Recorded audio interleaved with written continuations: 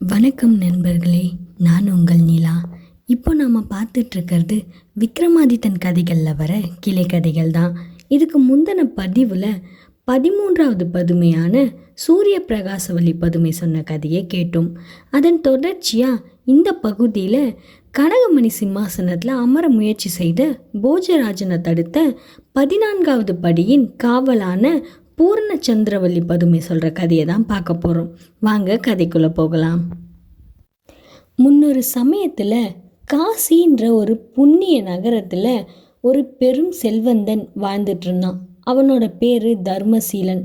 அவனோட தீராத உழைப்புனால பல தலைமுறைக்கு தேவையான சொத்தை குவிச்சு வச்சிருந்தான். இருந்த போதும் அந்த செல்வந்தனுக்கு ஒரு மனக்குறை இருந்துச்சு. அது தான் சேர்த்து வச்ச சொத்தெல்லாம் அனுபவிக்கிறதுக்கு தனக்குன்னு ஒரு பிள்ளை இல்லை அப்படின்றது தான் அந்த மனக்குறை.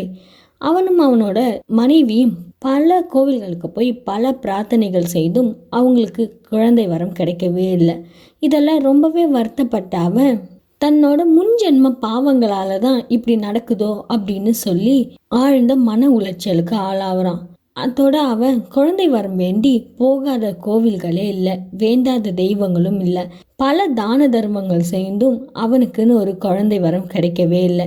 இதனால விரக்தியின் உச்சத்தில் இருந்த தர்மசீலன் தன் வியாபாரத்தின் மூலமாக சேர்த்த எல்லா செல்வங்களையும் மக்களுக்கு தான தர்மம் தர்றதுக்கும் புண்ணிய காரியங்களுக்கும் செலவழிக்கணும் அப்படின்னு முடிவு செய்கிறான்.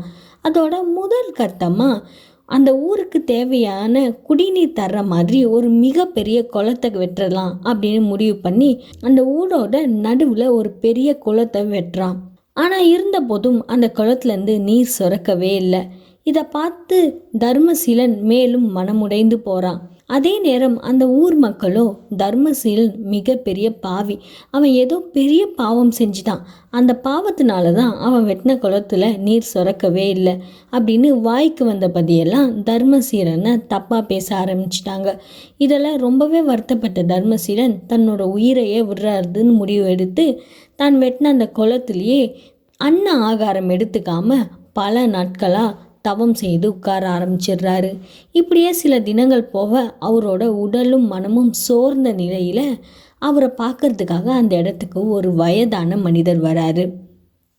அந்த வயதான மனிதர் தர்மசீலனை பார்த்து, நீ சுரக்கலைன்னு ஏன் கவலைப்படுற, இதுக்கு ஒரு வழி இருக்கு. அது என்னன்னா, சுயநலமே இல்லாமல் 32 லட்சணங்களும் கொண்ட அழகான ஆண்மகன் முன் வந்து தானாகவே இந்த குளத்துக்காக தன்னோட உயிரை விடணும். அவனோட ரத்தம் இந்த குளத்துல படும்போது இந்த குளம் தானாகவே நீர் சுரக்க ஆரம்பிக்கும் அப்படின்னு சொல்றாரு. இப்படி அந்த முதியவர் சொன்னதை கேட்ட உடனே தர்மசீலன் திகச்சு போறாரு.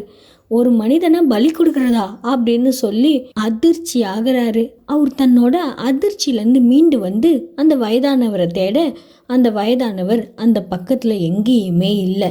தன் முன்னாடி திடீர்னு தோன்றி தனக்கு வாக்கு சொல்லிட்டு மறைந்த அந்த வயதானவர் யாரா இருப்பாருன்னு தர்மசீலனும் சுற்றி சுற்றி பல இடங்களில் தேடுறாரு.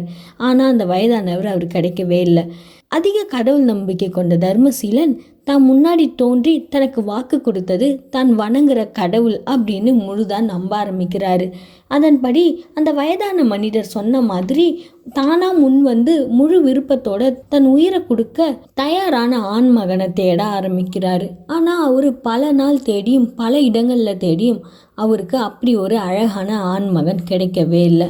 இதனால குழம்பி போன தர்மசீலன் என்ன பண்ணலான்னு யோசிக்கிறாரு. அப்போ அவரோட மனதுல ஒரு யோசனை தோன்றுது. அந்த யோசனையின் பிரகாரம் அந்த ஊரை சேர்ந்த ஒரு பொற்கொல்லனை வர வைத்து பல கோடி மதிப்புள்ள நவரத்னங்களால் இழைக்கப்பட்ட ஒரு தங்க தூணையும் ஒரு அழகான பெண் பதுமையையும் தயார்படுத்த சொல்றாரு. தோட அந்த தூண்லேயே அழகும் குணமும் பொருந்தின ஒரு உத்தமன் தானா முன் வந்து இந்த குலத்துக்காக தன் உயிரை பலி கொடுக்கும்போது அவரோட குடும்பத்தை சேர்ந்தவங்க இந்த பதுமையையும் நவரத்ன தூணையும் அவங்க குடும்பத்துக்காக எடுத்துட்டு போகலாம் அப்படின்னு ஒரு வாசகத்தையும் எழுதுறாங்க. அந்த தூணையும் பதுமையையும் அந்த நகரத்தோட மத்திய பகுதியில் வைத்து தனக்கு நம்பிக்கையான சில ஆட்களை போட்டு காவலுக்கும் வைக்கிறாரு தர்மசீலன். பல நாள் ஆகியும் எந்த ஒரு ஆண்மகனும் தர்மசீலனை பார்க்க வரவே இல்லை. இதில் தர்மசீலன் மேலும் மனம் உடைந்து போறாரு. இதற்கிடையில ஒரு நாள் வேதாளம் ஊர் சுற்றி பார்க்க ஆசைப்பட்டு விக்ரமாதித்தனோட அனுமதியோட அந்த ஊர் முழுக்க சுற்றி வருது. அதோட பக்கத்தில் இருந்த சில நகரங்களையும் சுற்றி வருது. அப்படி சுற்றி வந்த வேதாளத்தோட கண்ணில் அந்த தூணும் அழகான பதுமையும் தெரியுது. அதில் இருந்த வாசகத்தை பார்த்த வேதாளம் நேராக போய் விக்ரமாதித்தன் கிட்ட தான் பார்த்தது எல்லாத்தையும் சொல்லுது.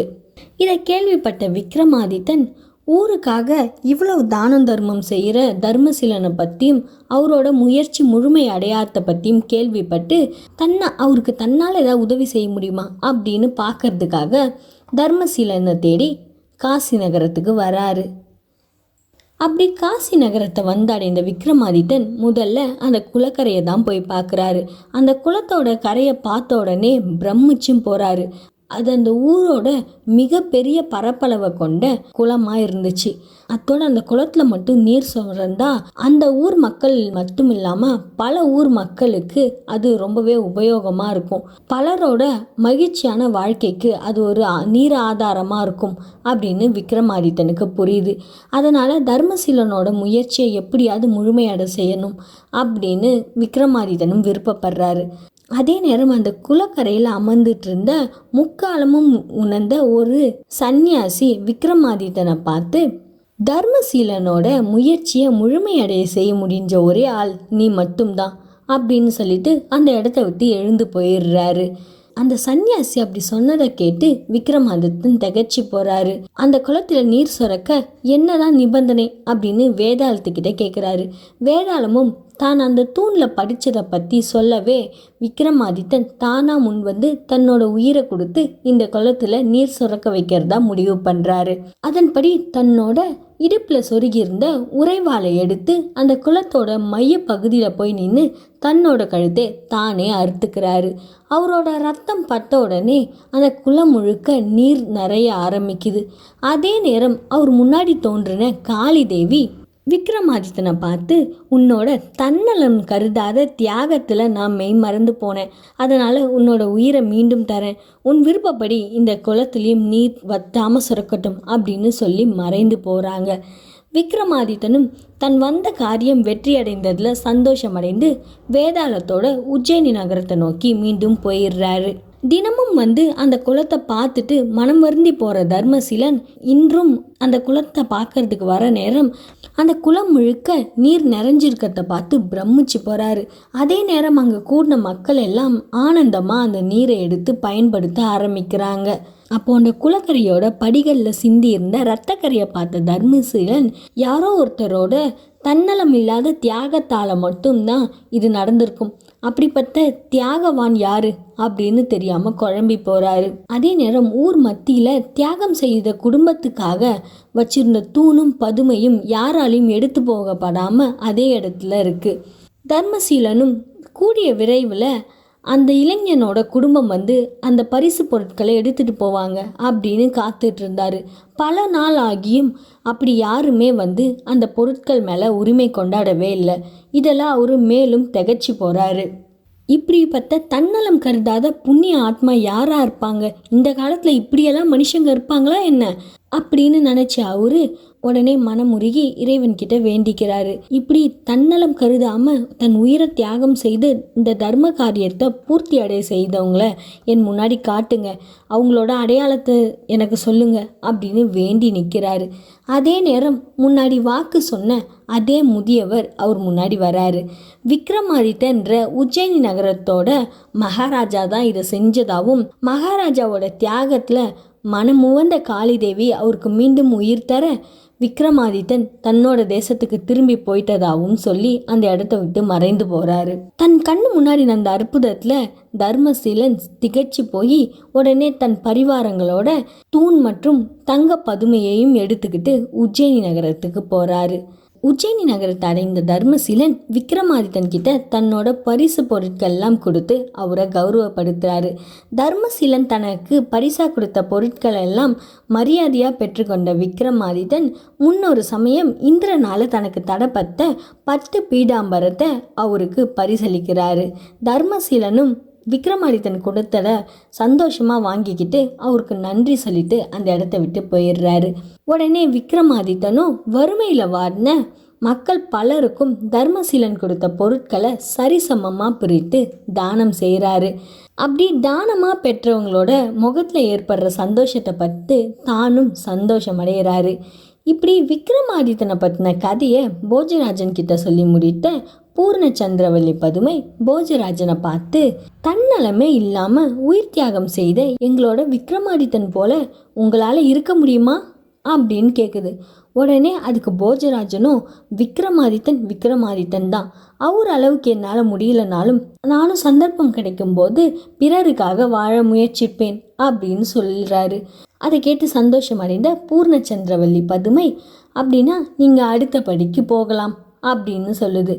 உடனே போஜராஜனும் 14வது படியை தாண்டி 15வது படியில் தன்னோட காலை வைக்கிறாரு. அதே நேரம் 15வது படியின் காவலான சஞ்சீவினி பதுமை போஜராஜனை தடுத்து விக்ரமாதித்தனோட பெருமையை சொல்கிற வேறொரு கதையை சொல்ல ஆரம்பிக்குது. விக்ரமாதித்தன் காடாறுமான ஆட்சி தொடங்கினோடனே தன்னோட நாட்டை விட்டு வெளியே வந்து பல இடங்கள் சுற்றி திரியிறாரு. இந்த முறை பல புண்ணிய தீர்த்தங்களுக்கு போய் ஸ்நானம் பண்ணணும் அப்படின்னு அவர் விருப்பம் பட்டு பல தேசங்களுக்கு போகிறாரு. அப்படி போன அவர் முதல்ல போனது காசியை நோக்கி தான். காசியில் இருக்க கங்கையில் நீராடணும்னு ஆசை வந்த அவர் காசியை நோக்கி போயிட்டு இருந்த சமயம் அயோத்தி ஆண்டுட்டு இருந்த மந்திரசேனன்ற ராஜா தன்னோட பரிவாரங்களோட காசி நகரத்துக்கு வந்திருந்தார். காசியில் புனித நீராடிட்டு அரண்மனை புரோகிதர்கள் மூலமாக அங்கே ஒரு புராண சொற்பொழிவை கேட்டுட்டு இருந்தார். அதை பார்த்த விக்ரமாதித்தனும் அதில் கலந்துக்கணும்னு ஆசைப்பட்டு தன்னோட அடையாளங்களை யாருக்கும் தெரிவிக்காதபடி மக்களாக சாதாரணமாக அமர்ந்து அந்த சொற்பொழிவை கேட்டுட்ருக்காரு. அதே நேரம் ஊரே கூடி அங்கே இருக்கும்போது ஒரு பெண் ரொம்பவே அழுதுகிட்டே அந்த இடத்துக்கு ஓடி வரா. அவளோட நிலையை பார்க்கவே ரொம்ப பரிதாபமாக இருக்குது. என்னோட மாங்கல்யத்தை யாராவது காப்பாற்றுங்களேன் அப்படின்னு கூச்சல் போட்டு கதறி அழ ஆரம்பிக்கிறா. அதை பார்த்த அயோத்தி அரசன் அந்த பெண்ணை நிறுத்தி அவகிட்ட அதுக்கு காரணம் கேட்குறாரு. உடனே அந்த பெண்ணும் தானும் தன்னோட கணவரும் கங்கையில் நீராட வந்ததாகவும் நீராடிட்டு இருக்கும்போது கங்கை நதியில் இருந்த ஒரு முதலை தன்னோட கணவரை விழுங்கிட்டதாகவும் சொல்லி அழ ஆரம்பிக்கிறா. அவரை எப்படியாவது தனக்கு காப்பாற்றி கொடுக்க சொல்லி மண்டிட்டு கேட்குறா. திடீர்னு இப்படி ஒரு சம்பவம் நடந்த உடனே திகைச்சு போன அயோத்தி அரசன் அந்த பெண்ணுக்கும் அவளோட கணவருக்கும் எப்படி உதவி செய்யறதுன்னு தெரியாம தயங்கி நின்றுட்டு இருக்காரு. அதே நேரம் இந்த விஷயத்தை கேட்ட விக்ரமாதித்தன் ரொம்ப தைரியமா அந்த பெண் முன்னாடி போய் நின்று அவகிட்ட அவளோட கணவர் நீராடின இடம் எங்க அப்படின்னு கேட்டு அந்த இடத்துக்கு போறாரு. முன்னாடி அவளோட கணவர் நீராடிட்டு இருந்த அதே இடத்துல குதித்து அந்த பெண்ணோட கணவரை முழுங்கின முதலை கூட போரிட ஆரம்பிக்கிறாரு. போரோட உச்சகட்டத்தில் தன்கிட்ட இருந்த குத்துவாளின் மூலமாக அந்த முதலையோட வாயை கிழித்து அந்த வாய்க்குள்ளே சிக்கி உயிருக்காக போராடிட்டு இருந்த அந்த பெண்ணோட கணவரை பத்திரமா காப்பாற்றி கரைக்கு கொண்டுட்டு வராரு. இதை பார்த்த அயோத்தி அரசர் அவரை வெகுவாக பாராட்டி விக்ரமாதித்தனை பற்றி விசாரிக்கிறாரு. பிறகுதான் அது உஜ்ஜயினி நாட்டோட ராஜா விக்ரமாதித்தன் தெரியவே அவருக்கு பல மரியாதைகள் செய்கிறாரு. அதே நேரம் தன்னோட மாங்கல்யத்தை காப்பாற்றின விக்ரமாதித்தனுக்கு அந்த பெண் நன்றி சொல்கிறா. அந்த பெண்ணோட கணவரும் தன்னோட உயிரை காப்பாற்றின விக்ரமாதித்தனுக்கு நன்றி தெரிவித்து தன்னோட நன்றி கடனா அவருக்கு ஒரு அற்புத மந்திர உபதேசிக்கிறாரு. கடவுளை வேண்டி அந்த மந்திரத்தை 9 முறை சொல்லும்போது வான்லோகத்திலேருந்து இந்திர விமானம் வருமாம். அதில் ஏறி நின்னா நம்ம நினைக்கிற இடத்துக்கு கூட்டிகிட்டு போவோமாம் அப்படின்னு சொல்லி அந்த மந்திரத்தை மீண்டும் ஒரு முறை விக்ரமாதித்தனுக்கு உபதேசிக்கிறாரு. விக்ரமாதித்தனும் அதை சரியாக மனசில் வாங்கிக்கிட்டு அந்த தம்பதிகளுக்கு நன்றி சொல்லிட்டு தன்னோட பிரயாணத்தை தொடர்றாரு. அடுத்த புண்ணிய யாத்திரைக்காக அவர் தன்னோட பிரயாணத்தை தொடர்ந்துட்டு இருந்த சமயம் ஒரு பெரிய மலையை அடைகிறாரு. அந்த மலையை கடந்து தான் அடுத்த புண்ணிய ஆற்றுக்கு போக முடியுன்றதால அந்த மலை மேலே ஏறி நடக்க ஆரம்பிக்கிறாரு. கிட்டத்தட்ட அந்த மலையோட உச்சா ஒரு அடையிற சமயம் ஒரு பெரிய மரத்தின் மேலேருந்து ஒரு பிரம்ம ராட்சசன் குதிச்சு அவர் முன்னாடி இறங்கி நிற்கிறான். தன் முன்னாடி திடீர்னு குடிச்ச பிரம்மராட்சனை பார்த்து திகைச்சு போன விக்ரமாதித்தன் கொஞ்சமும் பயப்படாம அந்த பிரம்மராட்சசனை எதிர்கொள்கிறாரு. அந்த பிரம்மராட்சசனோட சக்தி அளப்பரியது. அவனை பார்த்தா தேவர்கள் கூட அஞ்சி போவாங்க. அப்படி இருக்கும்போது சாதாரண மனித ரூபத்தில் இருந்த விக்ரமாதித்தன் தன்னை அஞ்சாமல் அலட்சியப்படுத்தி நிற்கிறத பார்த்த பிரம்ம ராட்சசன் திகில் அடைகிறான். அதோட சில கணங்கள்லேயே அந்த ராட்சசன் ஒரு அழகான மானிட வாலிபனாக மாறுறான். அவனோட உருவ மாத்திரத்தை பார்த்து ஆச்சரியம் அடைந்த விக்ரமாதித்தன் பிரம்ம ராட்சசனாக இருந்து மனித ரூபனாக மாறின அவன்கிட்ட அவனோட உருவ மாத்திரத்துக்கான காரணம் கேட்குறாரு. உடனே அந்த மனிதனும் விக்ரமாதித்தனோட கால்களில் விழுந்து வணங்கி தனக்கு சாப விமோச்சனம் கொடுத்த நீங்கள் தான் என்னோட கடவுள் அப்படின்னு சொல்லி தன்னோட வரலாறை சொல்ல ஆரம்பிக்கிறான். முன்பிறவியில் இளம் வயதிலேயே அனைத்து கலைகளையும் மந்திர ஜாலங்களையும் கற்ற அவன் தான் எல்லாம் அப்படின்ற ஒரு அகந்தையோட வாழ்ந்திருக்கான். அதோட கற்றவர்களையும் முனிவர்களையும் பெரியவர்களையும் தன்னோட அகந்தையால் அவமானப்படுத்தியிருக்கான். இதனால் எண்ணற்ற முனிவர்கள் அவனால் மனம் நொந்து போக ஒரு சமயம் அந்த வழியாக வந்த முனிவர்களில் சிறந்தவரான அகத்திய முனிவரும் அவனோட செயலில் கோபம் அடைந்து அவனுக்கு ஒரு சாபம் கொடுத்துடுறாரு. அந்த சாபத்தின் பிரகாரம் அவன் 1000 வருடங்கள் ராட்சசனாக வாழணும் அப்படின்னு சொல்லி தன்னோட கமண்டலத்தில் இருந்த நீரை எடுத்து அவன் மேலே தெளித்து இருக்காரு. தன்னோட தவறை உணர்ந்த அவன் மனம் நொந்து அகத்திய முனிவரோட கால்களை பிடிச்சிக்கிட்டு தன்னோட சாபத்துக்கான விமோச்சனம் கேட்டு மன்றாடி இருக்கிறான். அப்போது அவன் மேலே பரிதாபப்பட்ட அகத்திய முனிவரோ, சாபத்தை என்னால் மாற்ற முடியாது, ஆனால் உன்னோட சாப விமோச்சனத்துக்கான வழியை என்னால் சொல்ல முடியும். நான் சொன்னபடி நீ ராட்சசனாக வாழ்ந்துட்டுருக்க சமயம் உன்னோட வாழ்க்கையில் எந்த மாற்றமும் இருக்காது. அதே நேரம் உன்னோட சாபம் நீங்கிற காலம் வரும்போது உன் முன்னாடி அச்சமின்றி ஒரு வீரன் வந்து நிற்பான். அப்படி வந்து நிற்கிற வீரனால தான் உன்னோட பழைய மனித ரூபம் உனக்கு கிடைக்கும். அதோட உனக்கு அவனே மோட்சத்துக்கான ஏற்பாடுகளையும் செய்வான் அப்படின்னு சொல்லிட்டு அந்த இடத்த விட்டு போயிட்டுருப்பாரு. அவரோட வாக்கின் பிரகாரம் இப்போ விக்ரமாதித்தனோட அருளால் தன்னோட சாபம் நீங்கிட்டதா சொல்லி விக்ரமாதித்தனுக்கு நன்றி சொல்கிறான் ராட்சச ரூபத்துலேருந்து மனித ரூபத்துக்கு மாறின அந்த இளைஞன். உடனே விக்ரமாதித்தன் அவன் மேலே பரிதாபப்பட்டு அவனுக்கு தான் சாப விமோச்சனத்தோட முக்தியும் தர்றதா வாக்களிக்கிறான். அதோட கங்கை கரையில் முழுகின தம்பதிகள் தனக்கு உபதேசித்த மந்திரத்தை 9 முறை உச்சரிக்கிறான். அந்த நேரம் வானத்தையே 2ஆக பிளந்துக்கிட்டு இந்திர விமானம் பூமிக்கு வந்து நிற்கிது. சாபம் நீங்கின அந்த இளைஞனை இந்திர விமானத்தில் அமர வைத்த விக்ரமாதித்தன் சொர்க்கலோகத்துக்கு அவனை அழைச்சிட்டு போக சொல்லி அந்த இந்திர விமானத்துக்கு கட்டளை இடுறான். விக்ரமாதித்தனோட கட்டளை ஏற்ற இந்திர விமானமும் அந்த இளைஞனை சொர்க்கத்துக்கு அழைச்சிட்டு போக பறந்து போகுது. இவ்வாறு விக்ரமாதித்தனோட பெருமையை சொல்லி முடிக்கிற அமிர்த சஞ்சீவியின் பதுமை போஜராஜனை பார்த்து, எங்களோட விக்ரமாதித்த ராஜாவோட வீரமும் ஈகை குணமும் உங்களுக்கு இருந்தால் நீங்கள் அடுத்த படியில் ஏறலாம் அப்படின்னு சொல்லுது. உடனே போஜராஜனும் உங்கள் விக்ரமாதித்தன் அளவுக்கு நானும் உயர்ந்தவன் தான் அப்படின்னு சொல்லி 16வது படியில் கால வைக்கிறாரு. அதே நேரம் 16வது படியின் காவலான கிருப பரிபூரணவல்லி பதுமை போஜராஜனை தடுத்து விக்ரமாதித்தனோட பெருமையை சொல்கிற வேறொரு கதையை சொல்ல ஆரம்பிக்குது. 16வது பதுமை சொன்ன கதையை அடுத்த பதிவில் பார்க்கலாம். அதுவரை நன்றி, வணக்கம்.